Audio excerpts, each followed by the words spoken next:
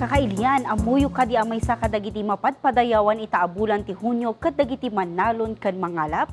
No anya ti selebrasyon ita kano kasano ti Kinapateg daytoy intay amuan. Tinawon ang maramrambakan ti Rural Workers Month iti Pilipinas baban iti Proclamation No. 2418 ang napirmahan iti 1985.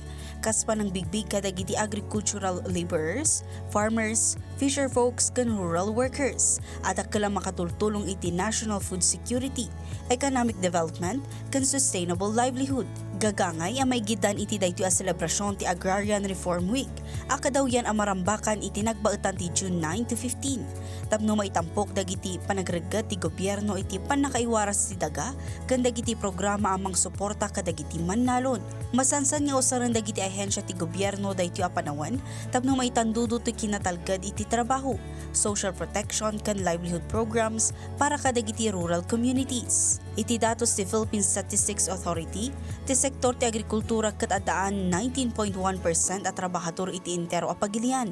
Kadakalan mo ta subsector ti agriculture kan forestry iti Pilipinas. Amuyo kadi anadanon ti agriculture sector ti kababaan nga employment iti June 2025 nga adda iti 8.58 million workers, nga mininot ang nagsubli iti imo na abulan ti 2026 nga addan iti 8.68 million workers. Napateg ti Rural Workers Month kaputa itampok na dagiti akam ti trabahador iti agrikultura iti national food security bayat ti panang reforma ti ekonomiya ti pagilian tapno maksayan ti kinapanglaw ken kinakurang ti panggedan kadagiti rural communities. Ita, amuyon, barungal daw barungadan.